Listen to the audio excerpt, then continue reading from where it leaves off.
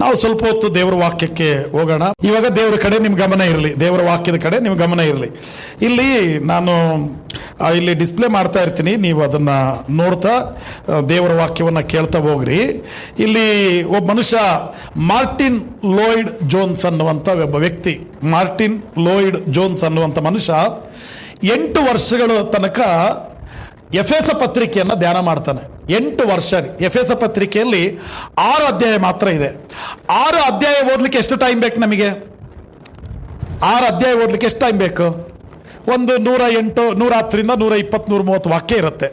ಎಷ್ಟು ಟೈಮ್ ಬೇಕು? 1 ಗಂಟೆ, 1 ಗಂಟೆ.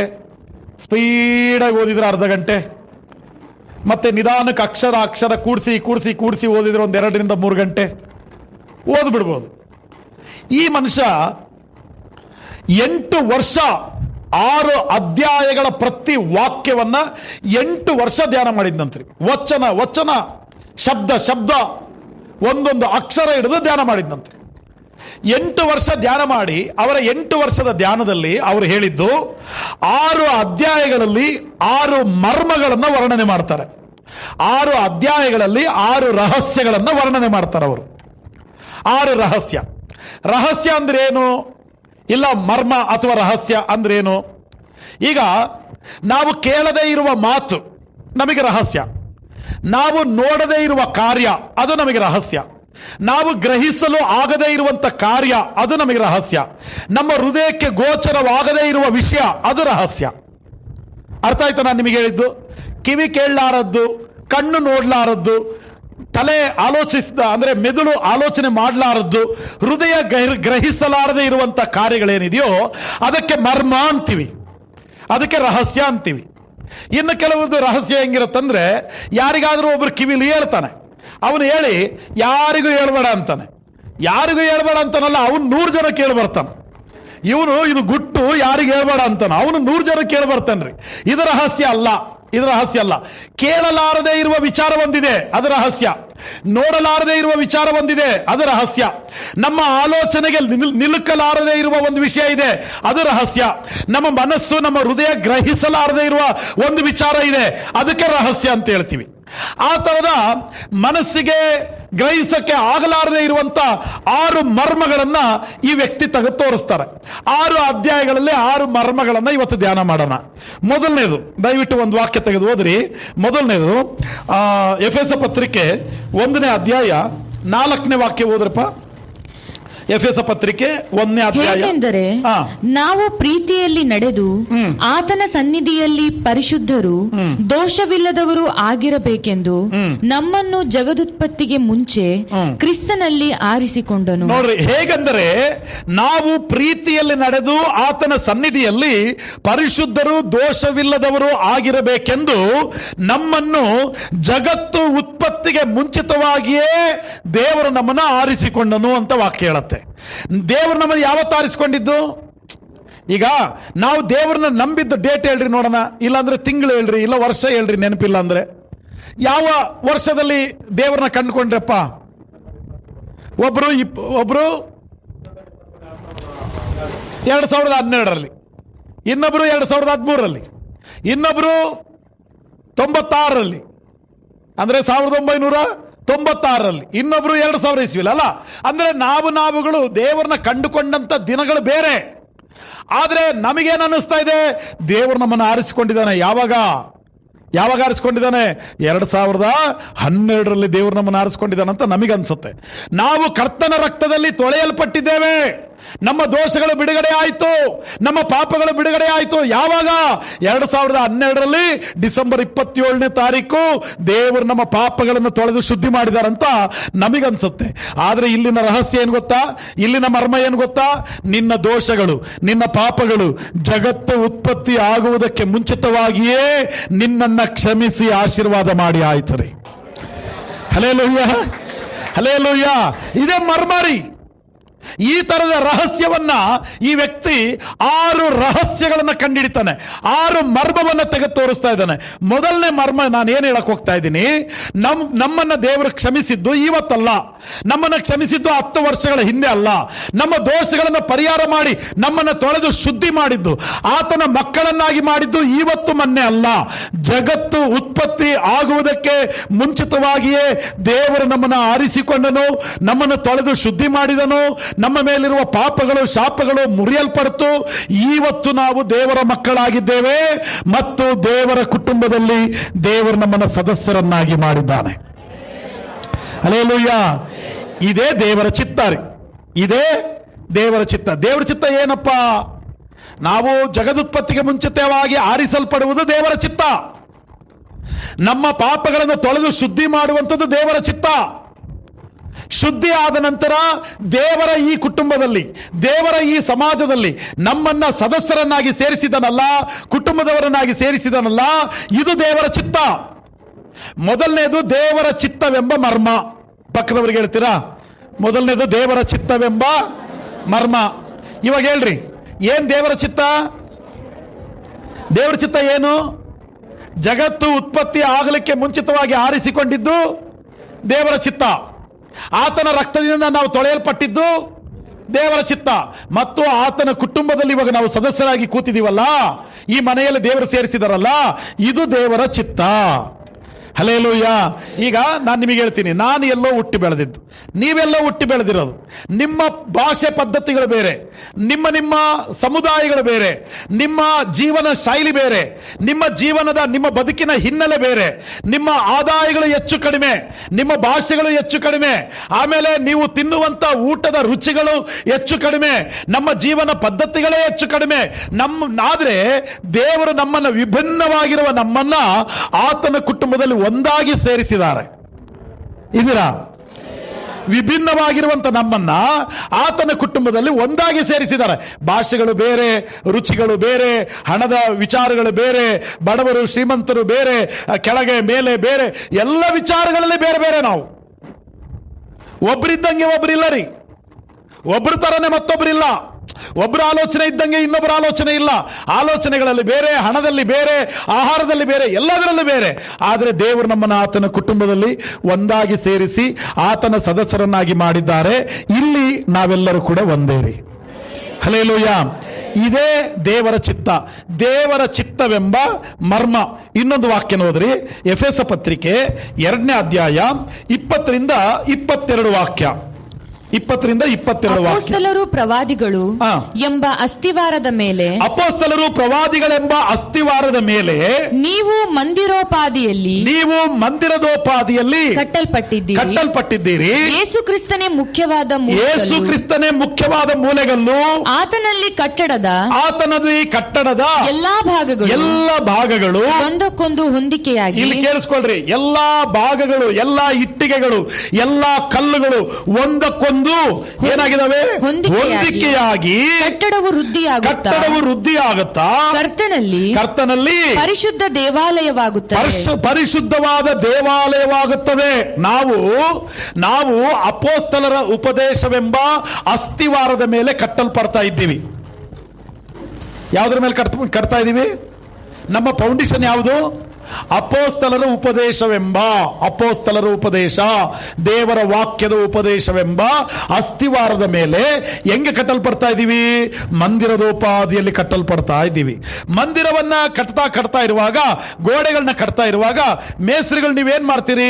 ಇಟ್ಟಿಗೆಗಳನ್ನ ಕರೆಕ್ಟಾಗಿ ಹೊಂದಿಸಿ ಇಡ್ತಾ ಹೋಗ್ತೀರಿ. ಒಂದು ವೇಳೆ ಎಲ್ಲೋ ಒಂದು ಕಡೆಯಲ್ಲಿ ಅರ್ಧ ಇಟ್ಟಿಗೆ ಇಡಬೇಕು, ಅರ್ಧ ಇಟ್ಟಿಗೆ ಇಡೋ ಅಷ್ಟು ಅಲ್ಲಿ ಜಾಗ ಇರುತ್ತೆ. ಅಲ್ಲಿ ನಾವು ಏನು ಮಾಡ್ತೀವಿ? ಆ ಇಟ್ಟಿಗೆನ ಏನು ಮಾಡ್ತೀರಾ? ನಾನು ನೋಡಿದ್ದೀನಿ, ಅವ್ರನ್ನ 4 ಕಡೆ ಹಿಂಗೆ ತಿರುಗಿಸಿ ಹೊಡಿತಾರೆ. 4 ಕಡೆಗೆ ತಿರುಗಿಸ್ತಾರೆ, ಕಟ್ ಮಾಡ್ತಾರೆ.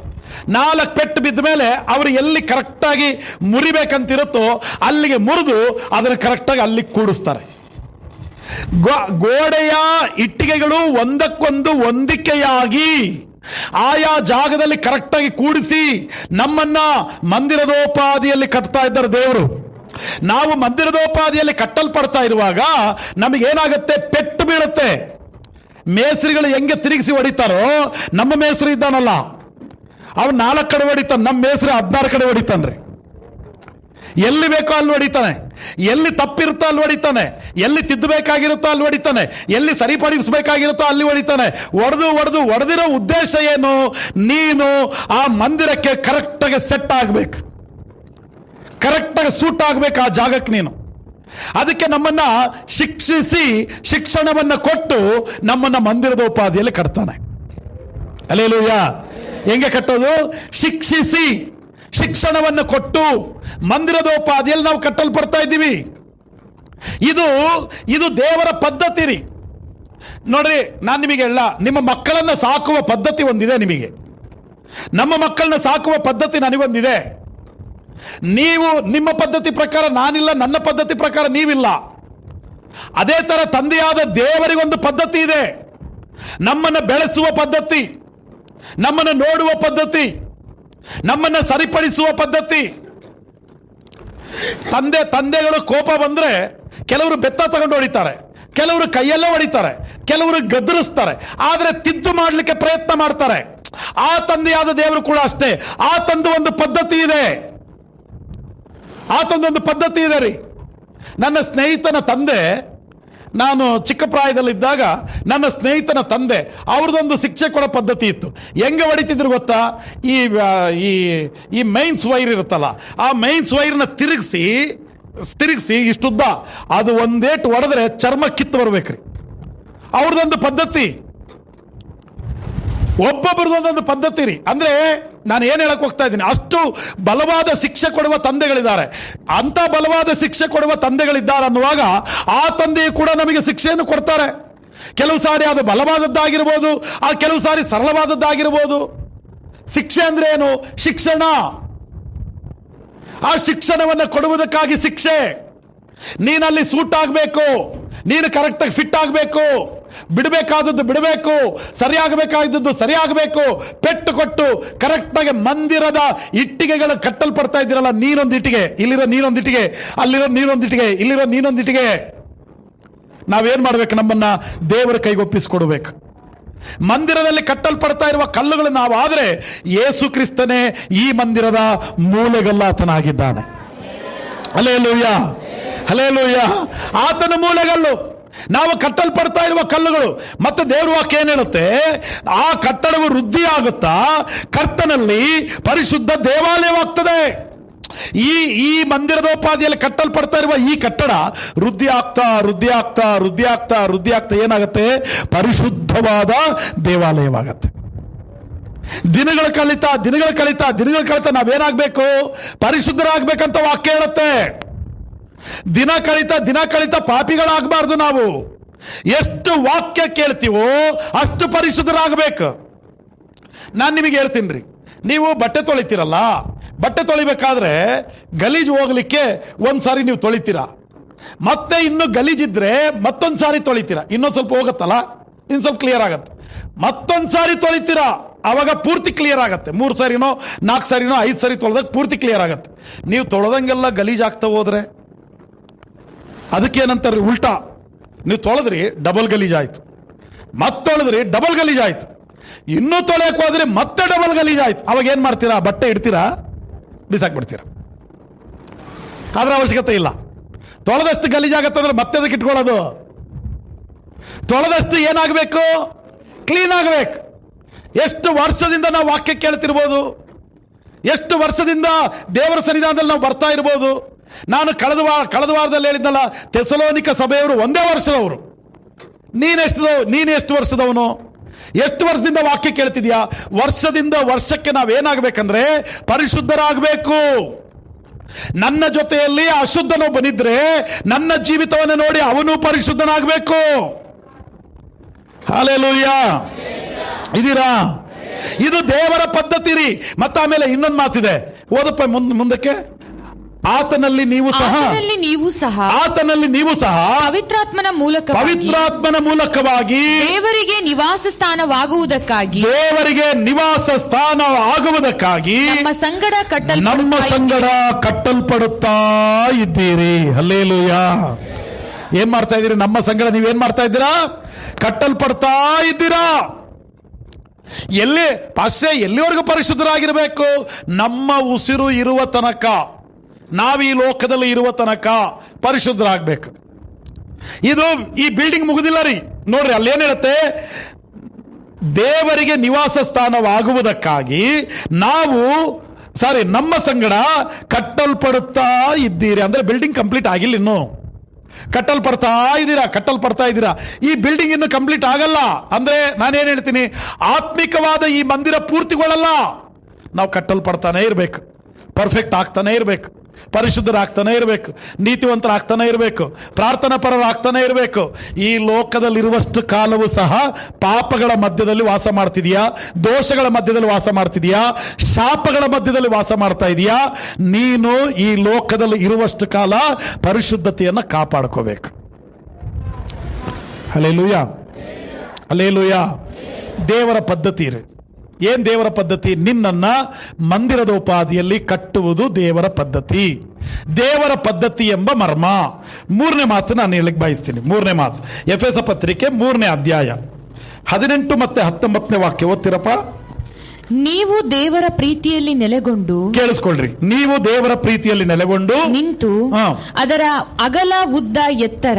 ಇಲ್ಲಿ ನಾನು ನಿಮಗೊಂದು ಪ್ರಶ್ನೆ ಕೇಳ್ತೀನಿ. ನೀವು ದೇವರ ಪ್ರೀತಿಯಲ್ಲಿ ನಿಂತಿದ್ದೀರಾ? ನೀವು ದೇವರ ಪ್ರೀತಿಯಲ್ಲಿ ನಿಂತಿದ್ದೀರಾ?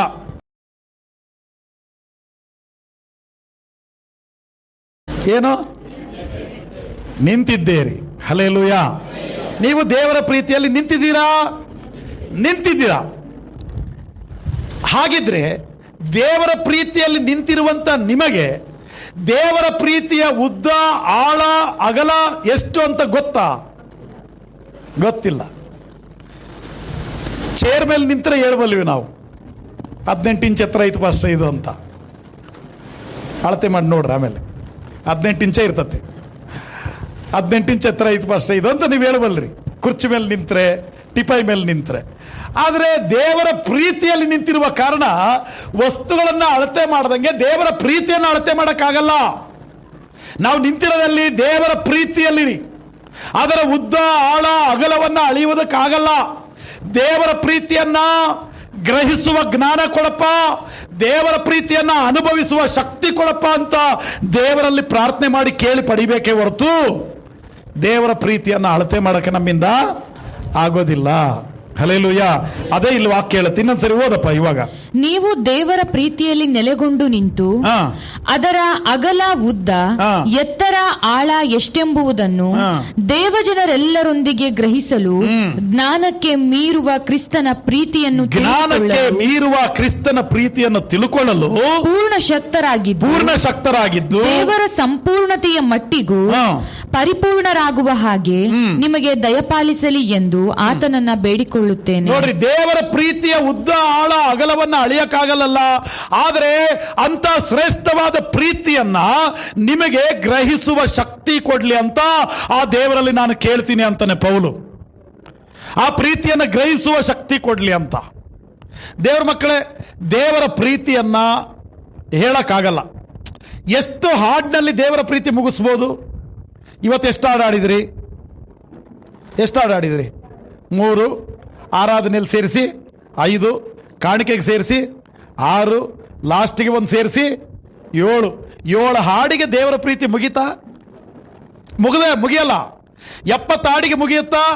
700, 7,000, 7 ಲಕ್ಷ ಹಾಡುಗಳನ್ನು ಬರೆದರು ದೇವರ ಪ್ರೀತಿ ಮುಗಿಯಲ್ಲ. ನಾನಿವಾಗ ಪ್ರಸಂಗ ಮಾಡಲಿಕ್ಕೆ ಸ್ಟಾರ್ಟ್ ಮಾಡಿ ಹೆಚ್ಚು ಕಡಿಮೆ 20 ವರ್ಷಕ್ಕಿಂತ ಜಾಸ್ತಿ ಆಯ್ತು ರೀ.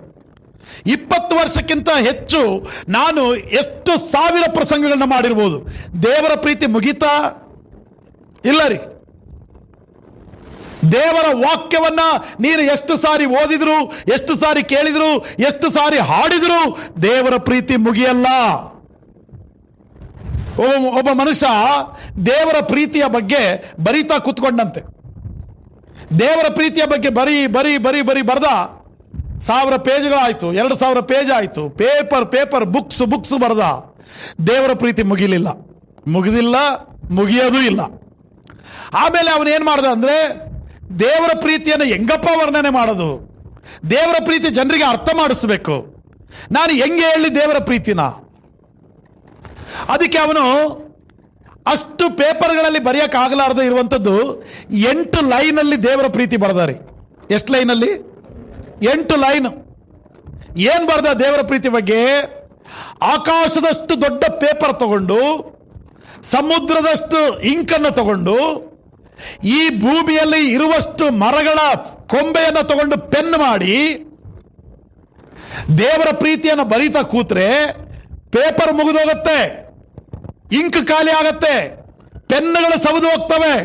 ಆದರೆ ದೇವರ ಪ್ರೀತಿ ಮಾತ್ರ ಮುಗಿಯಲ್ಲ ಅನ್ನಂತ್ರಿ. ದೊಡ್ಡ ಚಪ್ಪಾಳೆ ಕೊಟ್ಟು ದೇವರಿಗೆ ಮಹಿಮೆ ಸಲ್ಲಿಸೋಣ. ಆತನ ಪ್ರೀತಿ ಮುಗಿಯಲಾರದ್ದು, ಆತನ ಪ್ರೀತಿ ವರ್ಣಿಸಕ್ಕೆ ಆಗಲಾರದೆ ಇರುವಂಥದ್ದು. ತಾಯಿ ಮತ್ತು ಮಗುವಿನ ಪ್ರೀತಿಯನ್ನ ಈ ಲೋಕದಲ್ಲಿ ಬಹಳ ವರ್ಣನೆ ಮಾಡ್ತಾರೆ. ಯಾಕಂದ್ರೆ 9 ತಿಂಗಳು ಆ ಮಗುವನ್ನ ಕಷ್ಟಪಟ್ಟು ಒತ್ತು, ಆನಂತರ ಪ್ರಸವ ವೇದನೆಯನ್ನು ಅನುಭವಿಸಿ ಒಂದು ಜೀವಕ್ಕೆ ಜನ್ಮ ಕೊಟ್ಟ ಆ ತಾಯಿಯ ಪ್ರೀತಿಯನ್ನು ಬಹಳ ವರ್ಣನೆ ಮಾಡ್ತಾರೆ. ಆದರೆ ಒಂದು ದಿವಸ ಆ ತಾಯಿಯ ಪ್ರೀತಿಯು ನಿಂತು ಹೋಗುತ್ತೆ. ಹೆಗಲ ಮೇಲೆ ಹೊತ್ತು ಸಾಕಿದಂತ ತಂದೆಯ ಪ್ರೀತಿಯನ್ನು ವರ್ಣಿಸ್ತಾರೆ. ಒಂದು ದಿವಸ ತಂದೆಯ ಪ್ರೀತಿಯು ನಿಂತು ಹೋಗುತ್ತೆ. ಗಂಡ ಹೆಂಡತಿಯ ಪ್ರೀತಿ, ಅದೇ ಒಬ್ಬ ಹಾಡಾಡುವಾಗ ಆಡ್ತಾನಲ್ಲ, ಗಂಡ ಹೆಂಡತಿಯ ಪ್ರೀತಿ, ಪತಿ ಪತ್ನಿಯರ ಪ್ರೀತಿ, ಅರಳಿದಂತ ಪ್ರೇಮ ಪುಷ್ಪವು ಒಂದು ದಿವಸ ಬರುತ್ತೆ. ಆ ಪ್ರೇಮ ಪುಷ್ಪ ಏನಾಗತ್ತೆ? ಒಣಗಿ ಹೋಗುತ್ತೆ. ಒಂದು ದಿವಸ ಅಂದ್ರೆ ಮರಣ ಬರುತ್ತೆ. ಆವತ್ತು ಅವರು ಅಗಲಲೇಬೇಕು, ಸಾಯಲೇಬೇಕು, ಒಬ್ಬರನ್ನೊಬ್ಬರು ಬಿಟ್ಟು ಆಗಲೇಬೇಕು. ಒಣಗಿ ಹೋಗುತ್ತೆ. ಅಂದ್ರೆ ಗಂಡನ ಪ್ರೀತಿ ನಿಂತು ಹೋಗುತ್ತೆ, ಹೆಂಡತಿಯ ಪ್ರೀತಿ ನಿಂತು ಹೋಗುತ್ತೆ, ತಾಯಿಯ ಪ್ರೀತಿ ನಿಲ್ಲತ್ತೆ, ತಂದೆಯ ಪ್ರೀತಿ ನಿಲ್ಲತ್ತೆ. ಮತ್ತೆ ಸಂಬಂಧಿಕರ ಪ್ರೀತಿ ಉರಿಯುತ್ತಿರುವ ದೀಪದ ಹಾಗೆ ಎಣ್ಣೆ ಇರುವ ತನಕ ಎಲ್ಲರೂ ಬರ್ತಾರೆ, ಬೆಳಕು ಉರಿಯುವ ತನಕ ಎಲ್ಲರೂ ಬರ್ತಾರೆ. ಎಣ್ಣೆ ಖಾಲಿ ಆದ ಮೇಲೆ, ಬೆಳಕು ನಿಂತ ಮೇಲೆ ಯಾವ ಊರಪ್ಪ ಅನ್ನೋರು ಇರಲ್ಲ ನಮಗೆ. ಸಂಬಂಧಿಕರ ಪ್ರೀತಿ ಅದಕ್ಕೊಂದು ಕೊನೆ ಇದೆ. ಅಂದ್ರೆ ಎಲ್ಲಾ ಮನುಷ್ಯರ ಪ್ರೀತಿಗೊಂದು ಕೊನೆ ಇದೆ ರೀ. ಸರ್ವೇಶ್ವರನಾದ ದೇವರ ಪ್ರೀತಿಗೆ ಕೊನೆಯೇ ಇಲ್ಲ. ಹಲ್ಲೆಲೂಯಾ. ದೇವರ ಪ್ರೀತಿಯನ್ನು ವರ್ಣನೆ ಮಾಡಕ್ಕೆ ಸಾಧ್ಯ ಇಲ್ಲ. ಏನಂತ ವರ್ಣನೆ ಮಾಡ್ತೀರಿ ದೇವರ ಪ್ರೀತಿನ? ಎಷ್ಟಂತ ವರ್ಣನೆ ಮಾಡ್ತೀರಿ ದೇವರ ಪ್ರೀತಿನ? ನಿನಗಾಗಿ ಒಬ್ಬ ಗಾಯವನ್ನ ಅನುಭವಿಸಿದ ಮನುಷ್ಯನೇ ಇಲ್ಲ ಈ ಪ್ರಪಂಚದಲ್ಲಿ. ನಿನಗಾಗ ಗಾಯ ನನಗೆ ಕೊಡಪ್ಪ ಅಂತ ಹೇಳಿ ಟ್ರಾನ್ಸ್ಫರ್ ಮಾಡಿಕೊಂಡವನು ಯಾರು ಇಲ್ಲ. ನಿನ್ನ ಗಾಯ ನೀನೇ ಅನುಭವಿಸ್ಬೇಕು, ನಿನ್ನ ನೋವು ನೀನೇ ಅನುಭವಿಸ್ಬೇಕು. ಈ ಲೋಕದ ಪದ್ಧತಿ ಹಂಗೆ ಇದೆ. ಆದರೆ ಸರ್ವೇಶ್ವರನಾದ ಯೇಸು ಸ್ವಾಮಿ ನಮಗೋಸ್ಕರ ಕಲ್ವಾರಿ ಶಿಲುಬೆಯಲ್ಲಿ ನಾವು ಅನುಭವಿಸಬೇಕಾದದ್ದು ಮರಣವನ್ನ, ಶಿಕ್ಷೆಯನ್ನ ತನ್ನ ಮೇಲೆ ಆತನು ವಹಿಸಿಕೊಂಡನು. Hallelujah, hallelujah. ಆತನ ಪ್ರೀತಿಯನ್ನ ಏನಂತ ವರ್ಣನೆ ಮಾಡ್ಲಿಕ್ಕೆ ಸಾಧ್ಯ? ನಮಗಾಗಿ ಶಿಲುಬೆಯಲ್ಲಿ ಪ್ರಾಣವನ್ನೇ ಕೊಟ್ಟಂತ ಸ್ನೇಹಿತನ ಪ್ರೀತಿಯನ್ನ ಏನಂತ ವರ್ಣನೆ ಮಾಡ್ತೀಯ? ಹಲ್ಲೆಲೂಯಾ. ನಾನು 3ನೇ ಮರ್ಮ ಏನು ಹೇಳಕ್ ಬಯಸ್ತಾ ಇದ್ದೀನಂದ್ರೆ, ದೇವರ ಐಶ್ವರ್ಯವೆಂಬ ಮರ್ಮ. ಏನು? ದೇವರ ಐಶ್ವರ್ಯವೆಂಬ ಮರ್ಮ. ಏನು ದೇವರ ಐಶ್ವರ್ಯ? ಈಗ ನಾನು ನಿಮಗೆ ಹೇಳ್ತೀನಿ. ದುಡ್ಡಿದ್ದವನಿಗೆ ಶ್ರೀಮಂತ ಅಂತಾರೆ ಈ ಪ್ರಪಂಚದಲ್ಲಿ. ದುಡ್ಡಿದ್ದವನಿಗೆ ಶ್ರೀಮಂತ ಅಂತ ಹೇಳ್ತಾರೆ. ಆದರೆ ಇಲ್ಲಿ ಹೇಳುವಂತ ಶ್ರೀಮಂತಿಕೆ ಯಾವುದು ಗೊತ್ತಾ? ದೇವರ ಐಶ್ವರ್ಯ ಯಾವುದು ಗೊತ್ತಾ? ದೇವರ ಪ್ರೀತಿಯನ್ನ ಅನುಭವಿಸುವವನೇ ಶ್ರೀಮಂತ ರೀ. ಇನ್ನೊಂದ್ಸಾರಿ ಹೇಳ್ತೀನಿ, ದೇವರ ಪ್ರೀತಿಯನ್ನ ಅನುಭವಿಸುವವನೇ ಶ್ರೀಮಂತ ರೀ. ಇನ್ನೊಂದ್ಸರಿ ಹೇಳ, ನೀವೆಲ್ಲರೂ ಹೇಳ್ತೀರಾ? ಜೋರಾಗಿ ಬಹಳ ಅದ್ಭುತವಾಗಿ. ದೇವರ ಪ್ರೀತಿಯನ್ನ ಅನುಭವಿಸುವವನೇ ಶ್ರೀಮಂತ ರೀ. ಬಹಳ ಜನರಿಗಿಲ್ಲ ಈ ಪ್ರೀತಿ. ಯಾವ ಗಣನೆಗೂ ಬಾರದೇ ಇರುವಂತ ನಮಗೆ ದೇವರು ಕೊಟ್ಟಿದ್ದಾರೆ ಈ ಪ್ರೀತಿ ರೀ. ದೇವರ ಪ್ರೀತಿಯನ್ನ ಅನುಭವಿಸುವುದಕ್ಕೆ, ದೇವರ ಪ್ರೀತಿಯನ್ನ ಗ್ರಹಿಸುವುದಕ್ಕೆ ದೇವರ ಜ್ಞಾನವನ್ನ ತಿಳುಕುವಂತ ದೇವರ ವಾಕ್ಯ ಹೇಳುತ್ತೆ. ಇನ್ನೊಂದು ವಾಕ್ಯನ ನಾವು ನೋಡೋಣ. 4ನೇ ರಹಸ್ಯ ಎಫೆಸ ಪತ್ರಿಕೆ 4ನೇ ಅಧ್ಯಾಯ 3ರಿಂದ ಸ್ವಲ್ಪ ವಾಕ್ಯಗಳನ್ನ ಓದ್ರಪ್ಪ. 4:3. ಪ್ರೀತಿಯಿಂದ ಒಬ್ಬರನ್ನೊಬ್ಬರು ಸಹಿಸಿಕೊಳ್ಳಿರಿ. ಪ್ರೀತಿಯಿಂದ ಒಬ್ಬರನ್ನೊಬ್ಬರು ಸಹಿಸಿಕೊಳ್ಳ್ರಿ. ಸಮಾಧಾನವೆಂಬ ಬಂಧನದಿಂದ ಕಟ್ಟಲ್ಪಟ್ಟವರಾಗಿದ್ದು ಪವಿತ್ರಾತ್ಮನಿಂದುಂಟಾಗುವ ಐಕ್ಯವನ್ನು ಕಾಪಾಡಿಕೊಳ್ಳುವುದಕ್ಕೆ, ಪವಿತ್ರಾತ್ಮನಿಂದ ಉಂಟಾಗಿರುವ ಐಕ್ಯವನ್ನ ಕಾಪಾಡಿಕೊಳ್ಳುವುದಕ್ಕೆ ಆಸಕ್ತರಾಗಿರಿ. ನೀವೆಲ್ಲರೂ ಒಂದೇ ದೇಹಕ್ಕೆ ಸೇರಿದವರು. ಇವಾಗ ಕೇಳಿಸ್ಕೊಳ್ರಿ, ನೀವೆಲ್ಲರೂ ಎಷ್ಟು ದೇಹಕ್ಕೆ ಸೇರಿದವರು? ಒಂದೇ ದೇಹಕ್ಕೆ ಸೇರಿದವರು. ಆ ದೇಹ ಯೇಸುವೇ. ಹಲ್ಲೆಲೂಯಾ.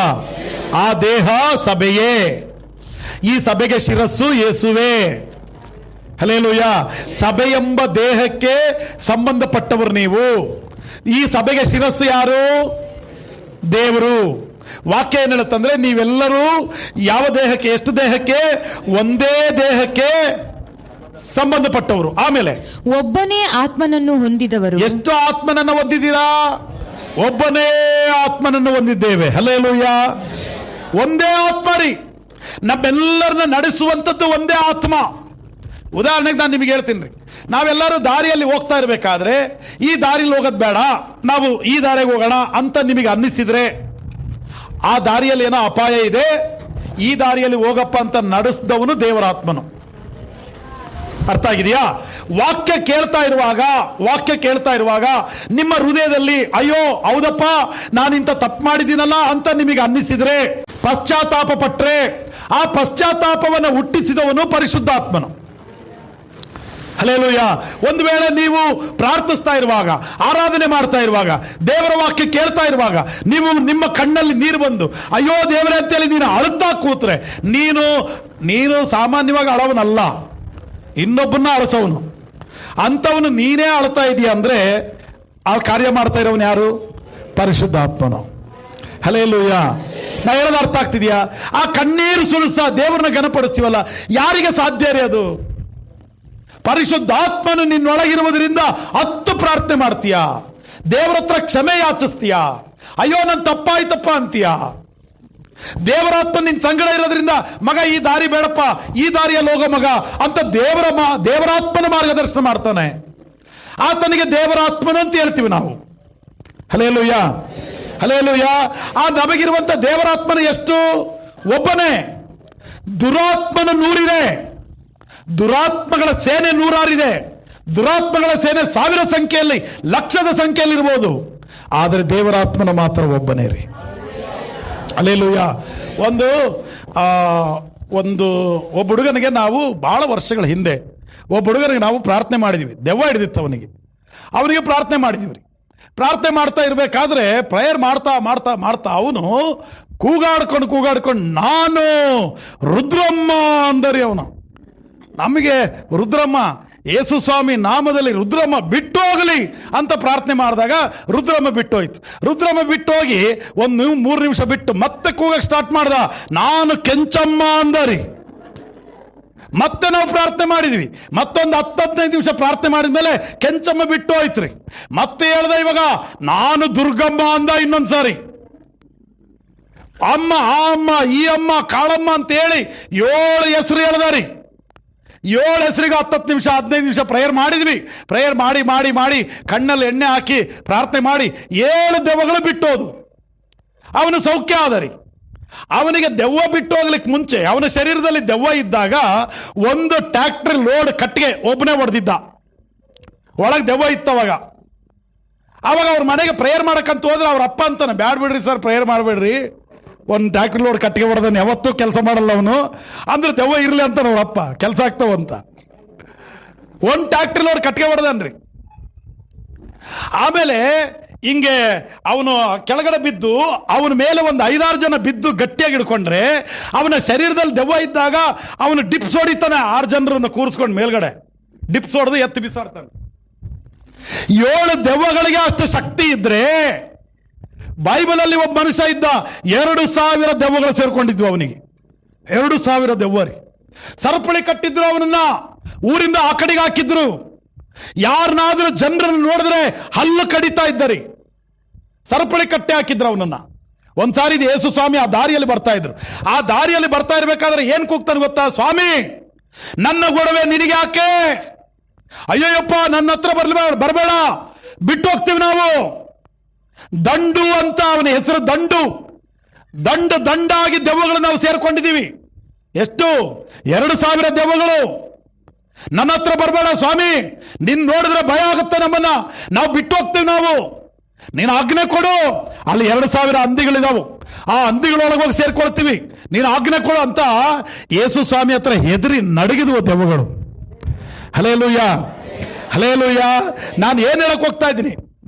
ದೆವ್ವಗಳು 100 ಇರ್ಬೋದು, ದೆವ್ವಗಳು 1000 ಇರ್ಬೋದು, ದೇವರಾತ್ಮನು ಒಬ್ಬನೇ, ದೇವರಾತ್ಮನು ಒಬ್ಬನೇ ರೀ. ದೇವರ ಮಗನೇ, ದೇವರ ಮಗಳೇ, ಬಹಳ ಎಚ್ಚರವಾಗಿರಲು ಈ ಲೋಕದಲ್ಲಿ. ನೀನು ಎಲ್ಲಿ ಹೋದ್ರೂ ಕೂಡ ದುರಾತ್ಮನ ಸೇನೆಗಳು ನೀನು ಮುತ್ತಿಗೆ ಆಗ್ತಾ ಇದ್ದಾವೆ. ಬಹಳ ಎಚ್ಚರವಾಗಿರ್ರಿ. ದೇವರಾತ್ಮನು ನಿನಗೇನ್ ಮಾಡ್ತಾನೆ? ಅದ್ಭುತವಾದ ಮಾರ್ಗದರ್ಶನ ಮಾಡ್ತಾನೆ. ದುರಾತ್ಮನು ನಿನ್ನನ್ನೇನ್ ಮಾಡ್ತಾನೆ? ದಾರಿ ತಪ್ಪಿಸ್ತಾನೆ. ಅಲ್ಲಿ ಸೈಡಿ ನಿಂತ್ಕೊಂಡು ಈ ಕಡೆ ಬಾ, ಇಲ್ಲಿರೋದು ಅಲ್ಲೆಲ್ಲ, ಇಲ್ಲಿ ನೋಡ್ಬಾ, ಇಲ್ಲೆಂಗಿದೆ ಬಾ ಅಂತಾನೆ. ಮತ್ತೆ ಮುಂದೆ ಇನ್ನೊಂದು 2 ಹೆಜ್ಜೆ ಇಡುವಾಗ ಆ ಕಡೆ ಒಬ್ಬನಿದ್ದಾನೆ, ಎಡಗಡೆಯಲ್ಲೊಬ್ಬನು, ಬಲಗಡೆಯಲ್ಲೊಬ್ಬನು, ಅಲ್ಲೊಬ್ಬನು, ಇಲ್ಲೊಬ್ಬನು. ದುರಾತ್ಮನ ಸೇನೆಗಳು ನಿನ್ನನ್ನ ಬೀಳಿಸುವುದಕ್ಕೆ ಕಾಯ್ತಾ ಕೂತಿದವು. ದೇವರ ಮಕ್ಕಳೇ, ಎಚ್ಚರವಾಗಿರ್ರಿ. ಹಲ್ಲೆಲೂಯ. ದೇವರಾತ್ಮನ ಒಬ್ಬನೇ. ನಮಗಿರುವ ದೇವರಾತ್ಮನ ಎಷ್ಟು ಜನ ರೀ? ಒಬ್ಬನೇ ದೇವರಾತ್ಮನು. Hallelujah, hallelujah. ಆಮೇಲೆ ಮುಂದಕ್ಕೆ ಹೋದ್ರಪ್ಪ, ಮುಂದಕ್ಕೆ ಹೋದ ಮಗಳ ಒಂದೇ ಪದವಿಯನ್ನು ನಿರೀಕ್ಷಿಸುವುದಕ್ಕೆ ಎಷ್ಟು ಪದವಿ ಇದೆ ರೀ ನಮಗೆ? ನೋಡ್ರಿ, ಓಡವನಿಗೆ ಒಂದು ಪ್ರೈಸ್, ಜಂಪ್ ಮಾಡೋವನಿಗೆ ಒಂದು ಪ್ರೈಸ್, ಆಮೇಲೆ ಬಾಲ್ ಆಡುವವನಿಗೆ ಒಂದು ಪ್ರೈಸ್, ಬೇರೆ ಬೇರೆ ಪ್ರೈಸ್ಗಳು ಇರ್ತವೆ. ಆದ್ರೆ ನಮಗೆ ಆಟ ಒಂದೇ, ಪ್ರೈಸ್ ಕೂಡ ಒಂದೇ ರೀ. ನಮ್ಮೆಲ್ಲರ ಆಟ ಒಂದೇ. ಯಾವುದ ಆಟ? ನಾವು ಆತ್ಮಿಕವಾದ ಓಟವೇ ನಮ್ಮ ಆಟ ರೀ. ಏನದು? ಆತ್ಮಿಕವಾದ ಓಟವೇ ನಮ್ಮ ಆಟ. ಸ್ವಲ್ಪ ಜೋರಾಗಿ ಹೇಳ್ರಿಪ್ಪ. ಅವಾಗವಾಗ ಈ ನುಡಿಮುತ್ತುಗಳು ಬಹಳ ಚೆನ್ನಾಗಿರ್ತಾವ. ಇನ್ನೊಂದ್ಸರಿ ಜೋರಾಗಿ ಹೇಳ್ರಿ. ನಮ್ಮ ಆತ್ಮಿಕವಾದ ಓಟವೇ ನಮ್ಮ ಆಟ ರೀ. ಅದೊಂದೇ ಆಟ ನಮಗಿರೋದು, ಬೇರೆ ಆಟ ನಮಗಿಲ್ಲ ರೀ. ಅದಕ್ಕೆ ಓಟ ಒಂದೇ, ಪದವಿಯೂ ಒಂದೇ, ನಾವು ನಿರೀಕ್ಷಿಸುವ ಪದವಿ ಒಂದೇ, ನಮ್ಮೆಲ್ಲರಿಗೂ ಬಹುಮಾನ ಒಂದೇ. ಆ ಬಹುಮಾನ ಏನು ಗೊತ್ತಾ? ಜೀವವೆಂಬ ಜಯಮಾಲೆ ಅನ್ನುವ ಬಹುಮಾನ. ಹಲ್ಲೆಲೂಯ. ನಾನು ಹೇಳ್ತಾ ಇರುವಂತ ನಾಲ್ಕನೇ ವಿಷಯ ಅಲ್ಲ, ನಾನು ಹೇಳ್ತಾ ಇರುವಂತ 4ನೇ ವಿಷಯ ಏನಂದ್ರೆ, ನಾವೆಲ್ಲರೂ ಕ್ರಿಸ್ತನಲ್ಲಿ ಒಂದೇ ಅನ್ನುವ ಮರ್ಮ. ಏನದು? ನಾವೆಲ್ಲರೂ ಕ್ರಿಸ್ತನಲ್ಲಿ ಒಂದೇ, ನಾವು ಕ್ರಿಸ್ತನಲ್ಲಿ ನಾವು ಐಕ್ಯವಾಗಿದ್ದೇವೆ ಅನ್ನುವಂತ ಮರ್ಮ. ಇವಾಗ ಹೋದ್ರಪ್ಪ, ಮುಂದಕ್ಕೆ ಹೋದ್ರಿ. ನಮ್ಮೆಲ್ಲರಿಗೂ ಕರ್ತನು ಒಬ್ಬನೇ, ನಮ್ಮೆಲ್ಲರಿಗೂ ಕರ್ತರು, ಭರವಸೆವೂ ಒಂದೇ. ಎಷ್ಟು ಜನ ನಮಗೆ ಕರ್ತನು ಎಷ್ಟು ಜನ? ನಮಗೆ ಏಸು ಎಷ್ಟು ಜನ ರೀ? ನಿಮಗೊಂದು ಏಸು, ನನಗೊಂದು ಏಸು, ಅವರಿಗೊಂದು ಏಸು, ಅಲ್ಲೊಂದು ಏಸು, ಇಲ್ಲೊಂದು ಏಸು ಇಲ್ಲ. ನಾವೆಲ್ಲರೂ ಆರಾಧನೆ ಮಾಡುವ ಕರ್ತನು ಒಬ್ಬನೇ. ಹಲ್ಲೆಲೂಯ. ಭರವಸೆಯೂ ಒಂದೇ. ಯಾರ ಮೇಲೆ ಭರವಸೆ? ಆ ಒಬ್ಬನೇ ಆಗಿರುವ ಕರ್ತನ ಮೇಲೆ ನಮ್ಮ ಭರವಸೆ. ಆಮೇಲೆ ಏನಂತೆ? ಸ್ನಾನ ದೀಕ್ಷೆ ಒಂದೇ. ಸ್ನಾನ ದೀಕ್ಷೆ ಎಷ್ಟಪ್ಪ? ಸ್ವಲ್ಪ ಜೋರಾಗಿ ಹೇಳ್ಬೇಕು. ಸ್ನಾನ ದೀಕ್ಷೆ ಎಷ್ಟು? ಕೆಲವರಿಗೆ 2, 3 ಸ್ನಾನ ದೀಕ್ಷೆ ಅಲ್ಲ. ಕ್ರಿಸ್ತನನ್ನ ಕಂಡುಕೊಂಡ ನಂತರ ಒಂದೇ ದೀಕ್ಷಾ ಸ್ನಾನ, 2ನೇ ದೀಕ್ಷಾ ಸ್ನಾನ ಇಲ್ಲ. ಮತ್ತೆ ಪೌಲು ಬೈಬಲಲ್ಲಿ 2ನೇ ದೀಕ್ಷಾ ಸ್ನಾನ ಕೊಟ್ಟನಂತಲ್ರಿ. ಅವನು ಯಾಕೆ ಆ ತರ ಕೊಟ್ಟಿದ್ದಾನಂದ್ರೆ, ಯೇಸು ಅನ್ನುವ ಹೆಸರೇ ಕೇಳಿರಲಿಲ್ಲ ಅವರು. ದೀಕ್ಷಾ ಸ್ನಾನ ಆಗಿತ್ತು. ಯೇಸು ಸ್ವಾಮಿ ನಮಗಾಗಿ ಕಲ್ವಾರಿ ಶಿಲುಬೆಯಲ್ಲಿ ಪ್ರಾಣ ಕೊಟ್ಟಿದ್ದಾರೆ ಅನ್ನೋದೇ ಅವ್ರಿಗೆ ಗೊತ್ತಿರಲಿಲ್ಲ. ಯಾರ ಕರ್ಕೊಂಡು ಹೋದ್ರು ಮುಳುಗಿಸಿದ್ರು ಅವ್ರನ್ನ. ಅದಕ್ಕೆ ಪೌಲ ಹಂಗಲ್ಲಪ್ಪ, ಯೇಸು ಸ್ವಾಮಿ ಬಗ್ಗೆ ತಿಳ್ಕೋಬೇಕು.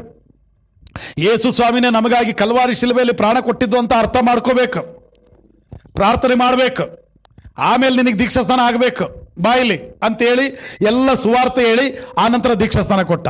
ಇವಾಗ ನಾನು ನಿಮಗೆ ಕೇಳಲ್ಲ, ನಾವು ದೀಕ್ಷಾಸ್ನಾನ ಕೊಡಕ್ಕೆ ಮುಂಚೆನೆ ನಾವು ಕೇಳುವ ಪ್ರಶ್ನೆ ಏನು? ಯೇಸು ಸ್ವಾಮಿನ ನಂಬಿದೆಯೇನೋ? ಸ್ವಂತ ರಕ್ಷಕನನ್ನಾಗಿ ಅಂಗೀಕಾರ ಮಾಡಿದೆಯೇನೋ? ದೀಕ್ಷಾಸ್ನಾನ ಮತಾಂತರ ಅಲ್ಲ ರೀ. ಅಲ್ಲಿ ನಾವು ಮೊದಲು ಒಂದು ಕ್ಯಾಸ್ಟಲ್ಲಿ ಇದ್ವಿ, ಇವಾಗ ಇನ್ನೊಂದು ಕ್ಯಾಸ್ಟಿಗೆ ಬರ್ತೀವಿ. ಮೊದಲೊಂದು ಧರ್ಮದಲ್ಲಿ ಇದ್ವಿ, ಇನ್ನೊಂದು ಧರ್ಮಕ್ಕೆ ಬರ್ತೀವಿ ಅಂತಲ್ಲ. ಈಗ ನಾನು ನಿಮಗೆ ಅರ್ಥ ಆಗ್ಲಿಕ್ಕೆ ನಾನು ಹೇಳ್ತೀನಿ, ಅರ್ಥ ಆಗೋಕ್ಕೋಸ್ಕರ ಹೇಳ್ತೀನಿ. ಇದು ಮಾಲೆ ಹಾಕ್ತಾರಲ್ಲ, ಏನಕ್ಕೆ? ಒಂದು 40 ದಿವಸ ಪದ್ಧತಿಯಾಗಿ ಬದುಕನ ಅಂತ.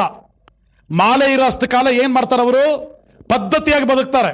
ಕುಡಿಬಾರ್ದು, ತಿನ್ನಬಾರ್ದು, ಇದು ಮಾಡಬಾರ್ದು, ಅದು ಮಾಡಬಾರ್ದು, ಬೆಳಗ್ಗೆನೆ ಸ್ನಾನ ಮಾಡಬೇಕು ಅಲ್ಲ. ಅನುಭವ ಇರೋರು ಇದಾರಲ್ಲ ಬಹಳ ಜನ. ಹಿಂಗಿರ್ಬೇಕಂತೇಳಿ ಪದ್ಧತಿಗೋಸ್ಕರ ಮಾಡ್ತಾರೆ. ನಾವು ಆತನ ದೀಕ್ಷೆ ತಗೊಂಡಿದ್ದೀವಿ. ಯಾಕಪ್ಪ ಅಂದ್ರೆ ಆತನ ಪದ್ಧತಿಯಲ್ಲಿ ಜೀವಿಸ್ಲಿಕ್ಕೆ. ಅರ್ಥ ಆಗಿದೆಯಾ? ಆತನ ಪದ್ಧತಿಯಲ್ಲಿ ಜೀವಿಸ್ಲಿಕ್ಕೆ ಕುಡಿಯೋದು ಬೇಡ, ಮೋಸ ಮಾಡೋದು ಬೇಡ, ವಂಚನೆ ಮಾಡೋದು ಬೇಡ. ಇದಕ್ಕೋಸ್ಕರ ನಾವು ಏನ್ ಮಾಡಿದೀವಿ? ದೀಕ್ಷೆ ತೆಗೆದುಕೊಂಡ ನಂತರ ತೀರ್ಮಾನ ಮಾಡಿದೀವಿ, ಹೊಲಸು ಮಾತಾಡೋದು ಬೇಡ, ಕೆಟ್ಟ ಆಚರಣೆ ಮಾಡೋದು ಬೇಡ, ಒಬ್ಬನಿಗೆ ನೋಯಿಸೋದು ಬೇಡ.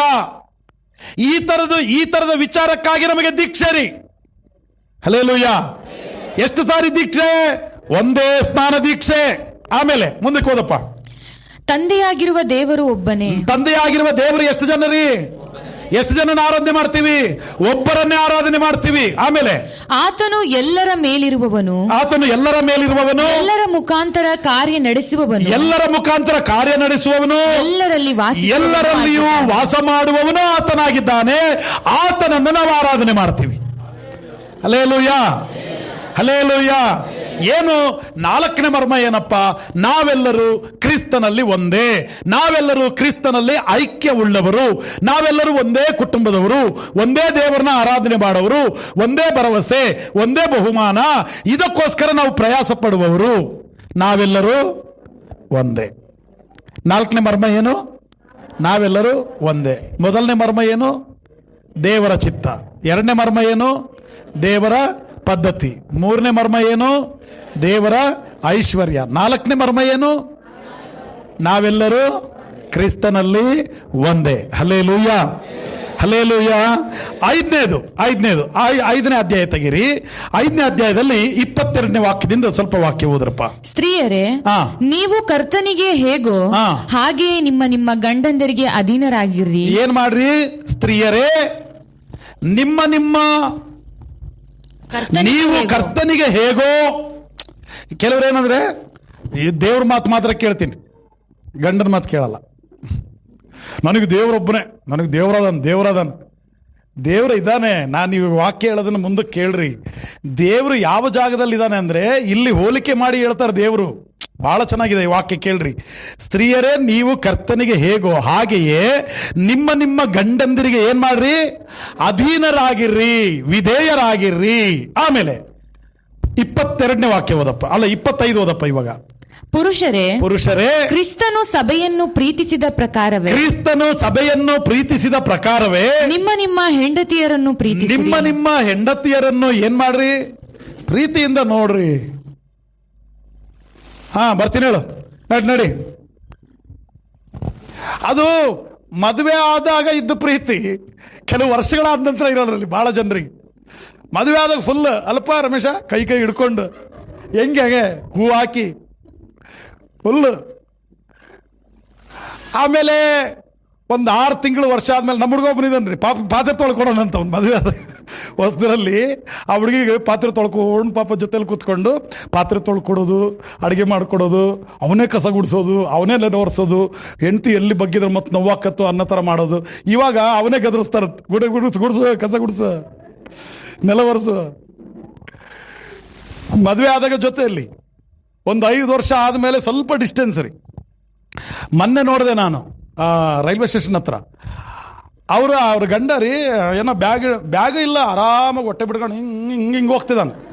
ಹಿಂದ್ಗಡೆ ಅಯ್ಯಮ್ಮ ಪಾಪ ಬಲಹೀನಳ ಅಯ್ಯಮ್ಮ ಬ್ಯಾಗ್ ಹಿಡ್ಕೊಂಡು ಕುಂಡ್ಕೊಂಡು ಹಿಂಗೆ ಹೋಗ್ತಿತ್ತದು ಹಿಂದ್ಗಡೆ. ಅವ್ರ ಹೆಂಡ್ತಿ ಅಂತ ಆಮೇಲೆ ಅರ್ಥ ಆಯ್ತು ನನಗೆ, ಪಾಪ ಯಾವ್ದೋ ಅಯ್ಯಮ್ಮ ಹೋಗ್ತೈತೆ ಅಂತ. ನಾನು ರಿಸರ್ವೇಷನ್ ಸೀಟ್ ಮುಂದ್ಗಡೆ ಅವರಿಬ್ರು ಕುತ್ಕೊಂಡ್ರು. ಅವಾಗ ಗೊತ್ತಾಯ್ತು ಅವರಿಬ್ರು ಗಂಡ ಹೆಂಡ್ತಿ ಅಂತ. ಗದರಿಸ್ತಾನೆ, ತೆಗಿ ಕೊಡು, ರೊಟ್ಟಿ ಕೊಡ್ಬೇಕಂತ ಅವನಿಗೆ. ಬೇಗ ತೆಗಿ, ಎಷ್ಟೊತ್ತು ಮಾಡ್ತೀಯ? ಹೊಟ್ಟೆ ಬಿಟ್ಕೊಂಡು ಓಡಾಡ್ತಾನ್ರಿ. ಈಗ ಇನ್ನೊಂದು ಸ್ವಲ್ಪ ಟೈಮ್ ಮುಗೀತು ಅಂದ್ರೆ ಇನ್ನೊಂದು 5 ವರ್ಷ ಮುಗೀತು ಅಂದ್ರೆ ಅವ್ನು ಮುಂದೆ ಹೋಗ್ತಾನೆ. ಬಾ ನೀನು ಹೋಗಿರ್ತೀನಿ ಬಾ. ಅವ್ನು ಹೋಗ್ತಾರ ಅವ್ನ ಪಾಡಿಗೆ, ಅವನು ಬೈಕ್ನಾಗೋ ಕಾರ್ನಾಗೋ ಹೆಂಗೋ ಹೋಗ್ಬಿಡ್ತಾನೆ. ಹೆಂಡ್ತಿ ಪಾಪ ಕಷ್ಟಪಟ್ಟು ಹಿಂದೆ ಹೋಗ್ಬೇಕ್ರಿ. ಹಿಂಗಿಲ್ಲ. ದೇವರ ಪದ್ಧತಿ ಬಹಳ ಅದ್ಭುತ ರೀ. ಕ್ರಿಸ್ತನನ್ನ ನೀವು ಪ್ರೀತಿ ಮಾಡ್ತಿರಲ್ಲ, ಕ್ರಿಸ್ತನ ನಿಮ್ಮನ್ನ ಪ್ರೀತಿ ಮಾಡ್ತಾನಲ್ಲ, ಅದೇ ಪ್ರಕಾರ ನಿಮ್ಮ ಹೆಂಡತಿಯನ್ನು ಪ್ರೀತಿಸ್ರಿ. ನೋಡ್ರಿ, ಕರ್ತನಿಗೆ ನೀವು ವಿಧೇಯರಾಗ್ತಿರಲ್ಲ, ಅದೇ ಪ್ರಕಾರ ನಿಮ್ಮ ಗಂಡನಿಗೆ ವಿಧೇಯರಾಗ್ರಿ. ಮುಂದಕ್ಕಿನ್ನೊಂದು ವಾಕ್ಯ ಇದೆ. ಯಾಕೆ ಇದನ್ನು ಹೇಳ್ತಿದ್ದಾನೆ ದೇವರು? ಗಂಡ ಹೆಂಡತಿನ ಮುಂದಿಟ್ಕೊಂಡು ಯಾಕೆ ಹೇಳ್ತಿದಾರಂದ್ರೆ, ಗಮನಿಸ್ರಿ, ಸಭೆಯು ಆತನಿಗೆ ಮೊದಲಗಿತ್ತಿ, ಆತನು ಮೊದಲಿಂಗನು ರೀ. ಹಲ್ಲೆಲೂಯಾ. ಆತನು ಮೊದಲಿಂಗನು. ವಾಕ್ಯ ಇದು ತ್ರಿಕೋನದ ಬಗ್ಗೆ ಮಾತಾಡುತ್ತೆ. ಗಂಡ, ಹೆಂಡತಿ, ದೇವರು ಗಂಡ ಹೆಂಡತಿ ದೇವರು. ಇಲ್ಲಾಂದ್ರೆ ಹಿಂಗೆ ಹೇಳೋಣ, ದೇವರು ಗಂಡ ಹೆಂಡತಿ ತ್ರಿಕೋನ ರೀ. ಗಂಡ ಹೆಂಡತಿಯನ್ನು ಮುಂದಿಡಿದು ಯಾಕೆ ಮಾತಾಡ್ತಿದ್ದಾನಂದ್ರೆ, ಗಂಡ ಹೆಂಡತಿ ಮಕ್ಕಳು ಒಂದು ಕುಟುಂಬ ಹೇಗೋ ಹಾಗೆಯೇ ನಾನು, ನನ್ನ ಸಭೆ ಮತ್ತು ನನ್ನ ಮಕ್ಕಳು ಅನ್ನುವಂಥ ಈ ಕುಟುಂಬ ಕೂಡ ಹಾಗೆಯೇ. ಹಲ್ಲೆಲೂಯಾ. ನೀವು ಏನ್ ಮಾಡ್ಬೇಕಂದ್ರೆ ದೇವರನ್ನ ಪ್ರೀತಿಸ್ಬೇಕು. ಕುಟುಂಬದ ಪದ್ಧತಿಗಳನ್ನ ಅಲ್ಲಿ ಕಲಿಸ್ಕೊಡ್ತಾರೆ. ನನಗದು ಹೇಳಲಿಕ್ಕೆ ಟೈಮ್ ಇಲ್ಲ, ಮುಂದಿನ ದಿನದಲ್ಲಿ ಸಾಧ್ಯವಾದ್ರೆ ನಾನು ಹೇಳ್ತೀನಿ. ಬಹಳಷ್ಟು ಸಾರಿ ಏನ್ ಮಾಡ್ತಾರೆ, ನಿಜವಾದ ಪ್ರೀತಿ ಅಂದ್ರೆ ಯಾವುದಂತ ಹೇಳ. ನಿಜವಾದ ಪ್ರೀತಿ, ಹೆಂಡತಿ ಅವಿದ್ಯಾವಂತಳಾಗಿದ್ರು, ಹೆಂಡತಿಯು ಸೌಂದರ್ಯವುಳ್ಳವರ ಆಗದೇ ಇದ್ರು, ಹೆಂಡತಿಯು ಶಕ್ತಿ ಇಲ್ಲದವಳಾಗಿದ್ರು ಸಹ, ಹೆಂಡತಿಯು ಕುರೂಪಿಯಾಗಿದ್ರು ಸಹ ತೋರಿಸುವ ಪ್ರೀತಿಯೇ ನಿಜವಾದ ಪ್ರೀತಿ ರೀ. ಚಂದ ಇರುವಾಗ ಎಲ್ಲರೂ ಪ್ರೀತಿ ಮಾಡ್ತಾರೆ, ವಿದ್ಯೆ ಇರುವಾಗ ಎಲ್ಲರಿಗೂ ಪ್ರೀತಿ ಬರುತ್ತೆ, ಹಣ ಇರುವಾಗ ಎಲ್ಲರಿಗೂ ಪ್ರೀತಿ ಬರುತ್ತೆ, ಚಂದ ಇರುವಾಗ, ಪ್ರಾಯ ಇರುವಾಗ ಎಲ್ಲರಿಗೂ ಪ್ರೀತಿ ಬರುತ್ತೆ. ಆದರೆ ಕುರೂಪಿಯಾಗಿರುವಾಗಲೂ, ಬಲಹೀನಳಾಗಿರುವಾಗಲೂ, ವಿದ್ಯೆ ತಿಳುವಳಿಕೆ ಇಲ್ಲದೆ ಇರುವಾಗಲೂ, ಶಕ್ತಿ ಇಲ್ಲದೆ ಇರುವಾಗಲೂ, ಆವಾಗಲೂ ಕೂಡ ಗಂಡ ಪ್ರೀತಿಯಿಂದ ನೋಡ್ತಾನಂದ್ರೆ ಅದು ನಿಜವಾದ ಪ್ರೀತಿ. Hallelujah, hallelujah. ಅದೇ ಪ್ರಕಾರ ದೇವ್ರ ವಾಕ್ಯ ಏನ್ ಹೇಳುತ್ತೆ, ವಿಧೇಯರಾಗಬೇಕು. ಹೆಂಗೆ ವಿಧೇಯರಾಗಬೇಕು? ನೀನು ಗಂಡನಿಗಿಂತ ಬಲವುಳ್ಳವರಾಗಿದ್ದರು, ಗಂಡನಿಗಿಂತ ವಿದ್ಯೆ ಜಾಸ್ತಿ ಇದ್ದರು, ಗಂಡನಿಗಿಂತ ಆದಾಯವು ಜಾಸ್ತಿ ಇದ್ದರು, ಗಂಡನಿಗಿಂತ ಎಲ್ಲಾ ವಿಷಯದಲ್ಲಿ ನೀನು ಸಾಮರ್ಥ್ಯಳಾಗಿದ್ದರೂ ಕೂಡ ಗಂಡನಿಗೆ ವಿಧೇಯರಾಗಬೇಕು. ಅದೇ ನಿಜವಾದ ವಿಧೇಯತೆ. ಇದೀರಾ? ಕೆಲವು ಕಡೆ ನೋಡಿದೀನಿ, ನಿನಗೆ ಕೂತ, ನಿನಗೇನು ಗೊತ್ತಾಗಲ್ಲ, ಎಂತೆ ಅಂತಳ್ರಿ ಗಂಡನಿಗೆ ಏನು ಗೊತ್ತಾಗಲ್ಲ, ಕುಂದ್ರು ನೀನು, ನಾ ಹೇಳ್ತೀನಿ ಕುಂದ್ರು ನೀನು. ಪೂರ್ತಿ ಆಡಳಿತ ಪೂರ್ತಿ ಕೈ ಮುಷ್ಟಿಲ್ರಿ. ಅವನು ಕುಂದ್ರ ಅಂದ್ರೆ ಕೂರ್ಬೇಕು, ಎದ್ದ ಅಂದ್ರೆ ಎದ್ದಳ್ಬೇಕು, ಹೋಗಂದ್ರೆ ಹೋಗ್ಬೇಕು, ಬಾ ಅಂದ್ರೆ ಬರ್ಬೇಕು. ಕಾಣ್ಲಾರದ್ದು ಚೈನ್ ಹಾಕಿರ್ತಾರೆ ಕೆಲವರು, ಕಾಣ್ಲಾರದ್ದು ಚೈನ್ ರೀ. ಅದಕ್ಕೆ ದೇವ್ರ ವಾಕ್ಯ ಏನು ಹೇಳೋದು ಭಾಳ ಅದ್ಭುತ ರೀ. ದೇವ್ರ ವಾಕ್ಯ, ಹೆಂಡತಿ ಏನಾಗಬೇಕು? ವಿಧೇಯಳಾಗಬೇಕು. ಅಂದ್ರೆ ಸಭೆ ಏನಾಗಬೇಕು? ದೇವರಿಗೆ, ನಾವೆಲ್ಲರೂ ದೇವರಿಗೆ ವಿಧೇಯರಾಗಬೇಕು. ಗಂಡನ ಏನು ಮಾಡಬೇಕು? ಪ್ರೀತಿ ಮಾಡಬೇಕು. ಸರ್ವೇಶ್ವರನಾದ ದೇವರು ನಮ್ಮನ್ನು ಏನು ಮಾಡ್ತಾನೆ? ಪ್ರೀತಿ ಮಾಡ್ತಾನೆ. ಸಭೆಯನ್ನು ದೇವರು ಏನು ಮಾಡ್ತಾನೆ? ಪ್ರೀತಿ ಮಾಡ್ತಾನೆ. Hallelujah, hallelujah. ಅಂದ್ರೆ 5ನೇ ವಿಚಾರ ಏನು ಹೇಳ್ತಾನಂದ್ರೆ, ಕುಟುಂಬವೆಂಬ ಮರ್ಮ. ಏನು ಹೇಳ್ರಿ 5ನೇ ವಿಚಾರ? ಕುಟುಂಬವೆಂಬ ಮರ್ಮ. 6ನೇದು, ನಾನು 6ನೇದೊಂದು ಹೇಳಿ ನಾನು ನಿಲ್ಲಿಸ್ತೀನಿ. ತೆಗಿರಿ ವಾಕ್ಯ, 6ನೇ ಅಧ್ಯಾಯ 10ನೇ ವಾಕ್ಯ ಮತ್ತು 12, 13 ವಾಕ್ಯ ಹೋದ್ರಿ. ಕಡೆ ಮಾತೇನೆಂದರೆ ನೀವು ಕರ್ತನನ್ನು, ಆತನ ಅತ್ಯಧಿಕವಾದ ಶಕ್ತಿಯನ್ನು ಆಶ್ರಯಿಸಿಕೊಂಡವರಾಗಿ, ಕರ್ತನನ್ನು, ಆತನ ಅತ್ಯಧಿಕವಾದ ಶಕ್ತಿಯನ್ನು ಆಶ್ರಯಿಸಿಕೊಂಡವರಾಗಿ ಏನಾಗ್ರಿ? ಬಲಗೊಳ್ಳಿರಿ. ಸೈತಾನನ ತಂತ್ರೋಪಾಯಗಳನ್ನು ನೋಡ್ರಿ, ಸೈತಾನನ ತಂತ್ರೋಪಾಯಗಳನ್ನು ಎದುರಿಸಿ ನಿಲ್ಲುವುದಕ್ಕೆ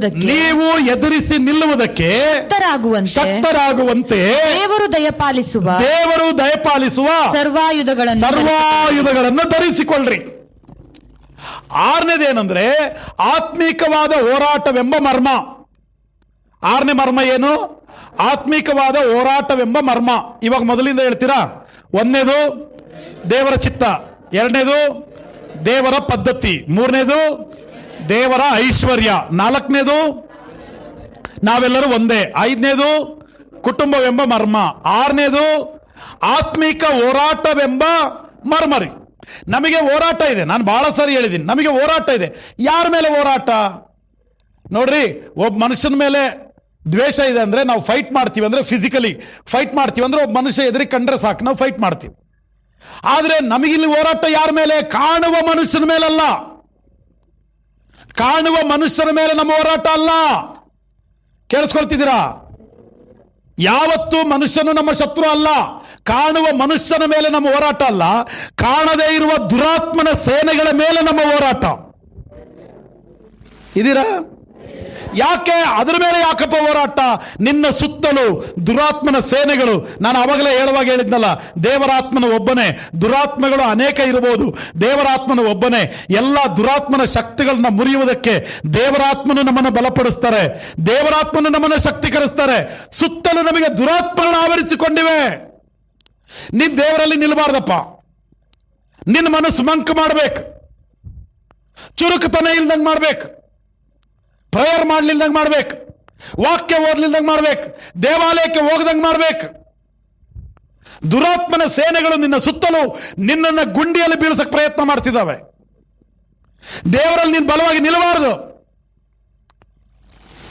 ದುರಾತ್ಮನ ಸೇನೆಗಳು ಪ್ರಯತ್ನ ಮಾಡ್ತವೆ. ಹೋರಾಟ ಯಾರ ಮೇಲೆ? ನಿನಗೆ ಆ ದುರಾತ್ಮನ ಸೇನೆಗಳ ಮೇಲೆ, ಕಣ್ಣಿಗೆ ಕಾಣದೇ ಇರುವಂತ ದುರಾತ್ಮನ ಶಕ್ತಿಯ ಮೇಲೆ ನಾವು ಹೋರಾಡಬೇಕಾಗಿದೆ. ಈ ಬಲ ನಮಗೆ ಸಾಕಾಗಲ್ಲ. ನಿನಗಿಂತ 1000 ಪಟ್ಟು 1,00,000 ಪಟ್ಟು ಸೈತಾನನಿಗೆ ಬಲ ಹೆಚ್ಚಾಗಿದೆ ರೀ. ನೀನು ಏನೂ ಅಲ್ಲ. ಮತ್ತೆ ಯಾವುದರಿಂದ ಎದುರಿಸ್ತೀಯಾ? ಸರ್ವಾಯುಧಗಳನ್ನು ಧರಿಸ್ಕೋ. ಯಾವ್ಯಾವ ಆಯುಧವನ್ನು ಧರಿಸ್ಕೋಬೇಕು? ಸತ್ಯವೆಂಬ ನಡುಕಟ್ಟು, ನೀತಿ ಎಂಬ ವಜ್ರಕವಚ, ರಕ್ಷಣೆ ಎಂಬ ಶಿರಸ್ತ್ರಾಣ, ಸಮಾಧಾನವೆಂಬ ಕೆರ, ನಂಬಿಕೆ ಎಂಬ ಗುರಾಣಿ, ವಾಕ್ಯವೆಂಬ ಖಡ್ಗ, ಮತ್ತೆ ಪ್ರಾರ್ಥನೆಗಳು. ಈ ಒಂದು ಆಯುಧಗಳನ್ನು ಧರಿಸಿಕೊಳ್ಳ್ರಿ. ಈ ಆಯುಧ ಧರಿಸಿಕೊಳ್ಳ್ರಿ ಅಂದ್ರೆ ಏನಾದ್ರೂ ಅರ್ಥ? ರಕ್ಷಣೆ ಯಾರು? ಯೇಸು. ನಂಬಿಕೆ ಯಾರು? ಯೇಸು. ನೀತಿ ಯಾರು? ಯೇಸು. ಸತ್ಯ ಯಾರು? ಯೇಸು. ಸಮಾಧಾನ ಪ್ರಭು ಯಾರು? ಯೇಸು. ಹಾಗಿದ್ರೆ ಯಾರನ್ನ ಧರಿಸಿಕೊಳ್ಳ್ರಿ? ಯೇಸುವನ್ನು ಧರಿಸಿಕೊಳ್ಳ್ರಿ. ನೀನು ಯೇಸುವನ್ನು ಧರಿಸಿಕೊಂಡ್ರೆ ದುರಾತ್ಮನು ನಿನ್ನನ್ನು ನೋಡಿ ಹೆದರಿ ನಡುಗುತ್ತಾನೆ. ನಿನಗೆ ನಡಗಲ್ಲ, ನಿನಗೆ ನಡಗಲ್ಲ. ನೀನು ಧರಿಸಿರುವ ಯೇಸುವನ್ನು ನೋಡಿ ಅವನು ನಡುಗುತ್ತಾನೆ. ಹಲ್ಲೆಲೂಯ. ನಮಗೆ ನೋಡ್ರಿ, ಬಹಳಷ್ಟು ಜನರಿಗೆ ಒಬ್ಬ ಮನುಷ್ಯ ಒಂದು ಗಿಳಿಗೆ ಕಲಿಸ್ಕೊಟ್ಟನಂತೆ. ಏನು ಕಲಿಸ್ಕೊಟ್ಟ ಅಂದ್ರೆ, ಬೇಟೆಗಾರ ಬರ್ತಾನೆ, ಕಾಳು ತಗೊಂಡು ಬರ್ತಾನೆ, ಬಲೆ ಬೀಸಿ ಹೋಗ್ತಾನೆ, ಎಚ್ಚರ ಎಚ್ಚರ ಅಂತ ಕಲಿಸಿದ್ನಂತೆ ಗಿಳಿಗೆ. ಹೇಳ್ತೀರಾ ಒಂದ್ಸರಿ? ಬೇಟೆಗಾರ ಬರ್ತಾನೆ, ಬಲೆ ತಗೊಂಡು ಕಾಳು ತಗೊಂಡು ಬರ್ತಾನೆ, ಬಲೆ ಬೀಸಿ ಹೋಗ್ತಾನೆ, ಎಚ್ಚರ ಎಚ್ಚರ. ಇನ್ನೊಂದ್ಸರಿ ಹೇಳ್ತೀರಾ? ಬೇಟೆಗಾರ ಬರ್ತಾನೆ, ಕಾಳು ತಗೊಂಡು ಬರ್ತಾನೆ, ಬಲೆ ಬೀಸಿ ಹೋಗ್ತಾನೆ, ಎಚ್ಚರ ಎಚ್ಚರ. ಹಿಂಗೆ ಹೇಳ್ತಂತೆ ಗಿಳಿ. ಭಾಳ ಚೆನ್ನಾಗಿ ಹೇಳ್ತೀರಿ, ನಾವು ಹೇಳ್ದಂಗೆ ಹೇಳ್ತು. ಆಮೇಲೆ ಒಂದು ದಿವಸ ಬೇಟೆಗಾರ ಬಂದೇ ಬಿಟ್ಟಾರೆ. ಕಾಳು ತಗೊಂಡು ಬಂದ, ಬಲೆ ಬೀಸಿ ಕಾಳೆಲ್ಲ ರೆಡಿ ಮಾಡಿ ಹೋಗಿ ಆ ಮರದ ಕಡೆ ಕೂತ್ಕೊಂಡ. ಈ ಗಿಳಿ ನೋಡ್ತು, ಬೇಟೆಗಾರ ಬಂದಿದ್ದು ನೋಡ್ತು, ಬಲೆ ಬೀಸಿದ್ ನೋಡ್ತು, ಕಾಳು ಹಾಕಿದ್ ನೋಡ್ತು. ಇವಾಗ ಜಂಪ್ ಮಾಡ್ಕೊಂತ ಹೋಗುತ್ತೆ. ಬೇಟೆಗಾರ ಬರ್ತಾನೆ, ಕಾಳು ತಗೊಂಡು ಬರ್ತಾನೆ, ಬಲೆ ಬೀಸಿ ಹೋಗ್ತಾನೆ, ಎಚ್ಚರ ಎಚ್ಚರ ಅಂತಂತೆ. ಹಂಗ ಅನ್ಕಂತ ಹೋಗಿ ಕಾಳು ತಿನ್ಕಂತ ಕೂತ್ಕಂತಂತಲ್ಲಿ, ಎಲ್ಲಿ? ಬಲೆಯಲ್ಲಿ. ಆವಾಗ ಬೇಟೆಗಾರ ಏನ್ ಮಾಡ್ದ? ಬಲೆ ಎಳ್ದ, ಬಲೆಯಲ್ಲಿ ಅದು ಸಿಕ್ಕಾಕೊಂಡ್ಬಿಡ್ತು. ನಾ ಹೇಳೋದು ಗೊತ್ತಾಯ್ತಾ? ಬಹಳಷ್ಟು ಜನರಿಗೆ ಏನಾಗಿದೆ ಅಂದ್ರೆ, ದೇವರ ವಾಕ್ಯ ಬಾಯ್ಪಾಠ ಆಗಿದೆ ರೀ, ಆತ್ಮಿಕತೆ ಬಾಯ್ಪಾಠ ರೀ.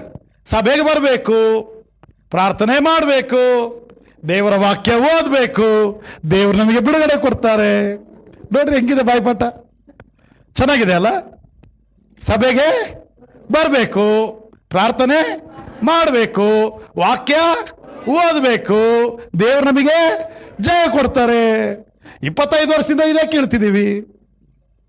ಹಲ್ಲೆಲೂಯ. ಇದೇ ಬಾಯ್ಪಾಠ ಆಗೈತೆ ಗಿಳಿಗಳಿಗೆ. ಮತ್ತು ಹೋಗಿ ಎಲ್ಲಿ ಬೀಳ್ತವೆ?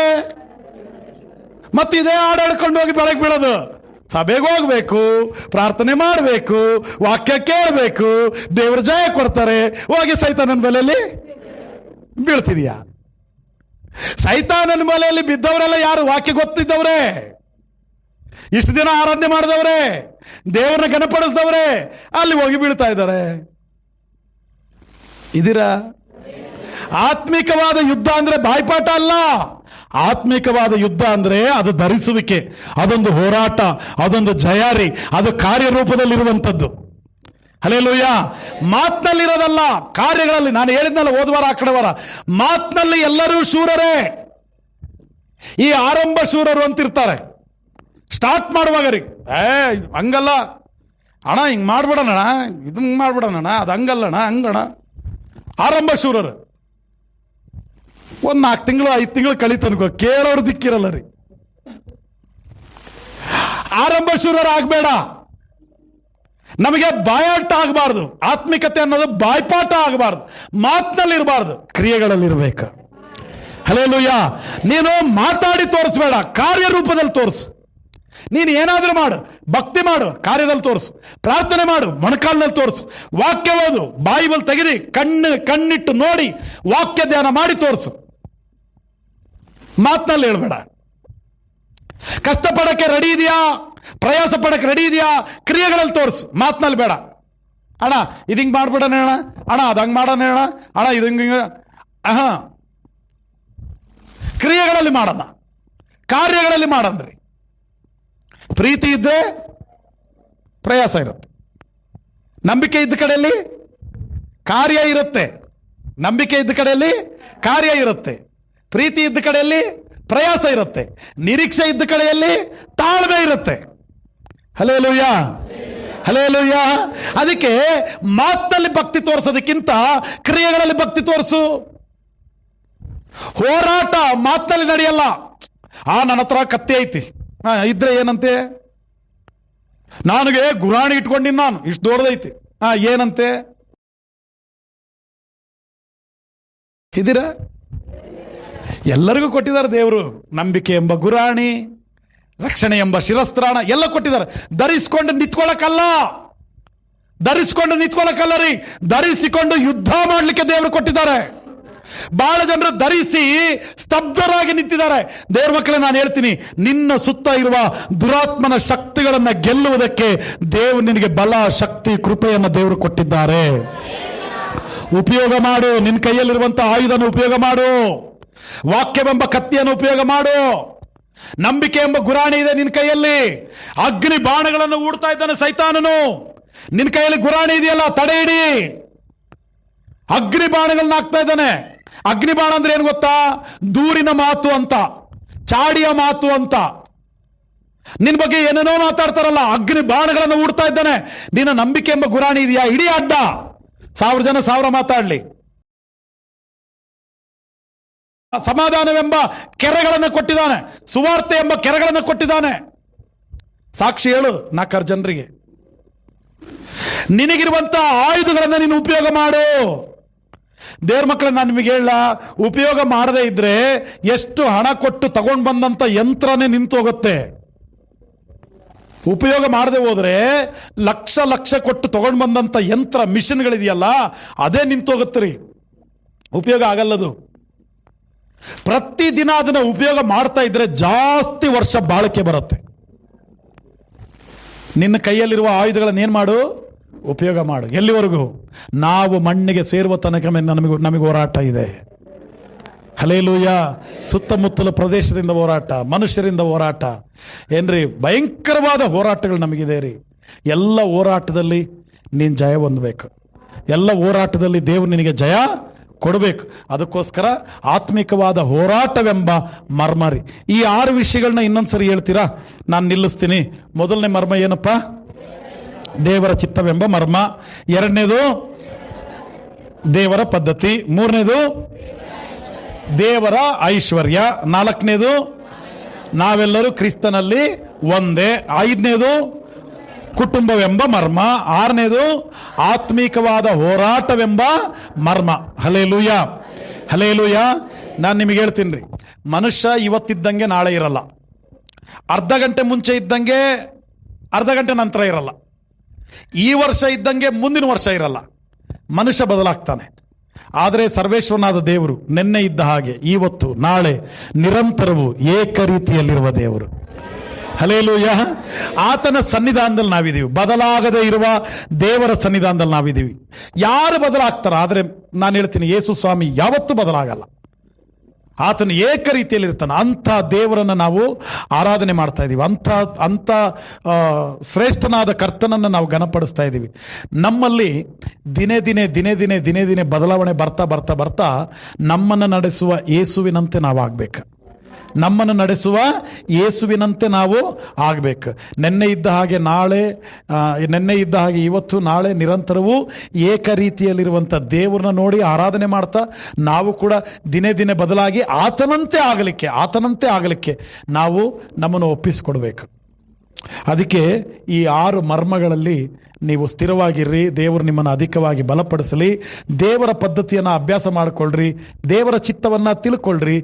ದೇವರ ಐಶ್ವರ್ಯವನ್ನು ಅನುಭವಿಸಿರಿ. ಮತ್ತು ಐಕ್ಯತೆಯನ್ನು ಆಚರಿಸಿರಿ. ಮತ್ತು ಕುಟುಂಬದಲ್ಲಿ ನೆಮ್ಮದಿಯಾಗಿ ಜೀವಿಸಿರಿ. ಒಬ್ರಿಗೊಬ್ಬರು ಅರ್ಥ ಮಾಡಿಕೊಂಡು ಜೀವಿಸಿರಿ. ವಾಕ್ಯ ಏನು ಹೇಳುತ್ತೆ? ಸುಕ್ಕು, ಕಳಂಕ, ಮಚ್ಚೆ ಒಂದು ಇಲ್ಲದ ಶುದ್ಧ ಕನ್ನಿಕೆಯೋಪಾದಿಯಲ್ಲಿ ಕಾಣಿಸಿಕೊಳ್ಳಬೇಕಂತ ದೇವರ ವಾಕ್ಯ ಹೇಳುತ್ತೆ. ನಾವು, ನಮ್ಮ ಕುಟುಂಬ, ನಾವು ಸಭೆ, ನಾವೆಲ್ಲರೂ ಸಹ ದೇವರಿಗೆ ಕಳಂಕವಿಲ್ಲದವರಾಗಿ ನಾವು ಕಾಣಿಸಿಕೊಳ್ಳೋಣ.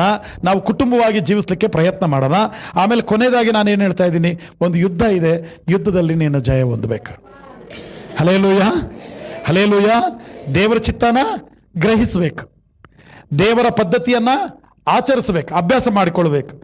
ದೇವರ ಐಶ್ವರ್ಯವನ್ನ ಅನುಭವಿಸಬೇಕು. ಕ್ರಿಸ್ತನಲ್ಲಿ ಒಂದೇ ಅನ್ನುವಂಥ ಐಕ್ಯತೆಯನ್ನ ನಾವು ಆನಂದಿಸಬೇಕು. ಕುಟುಂಬದ ಕ್ರಮವನ್ನ ನಡೆಸಬೇಕು. ಮತ್ತೆ ಆತ್ಮಿಕವಾದ ಹೋರಾಟವನ್ನ ಮಾಡಬೇಕು. ಅಂದ್ರೆ ಯುದ್ಧವನ್ನ ನಾವು ಮಾಡಬೇಕು.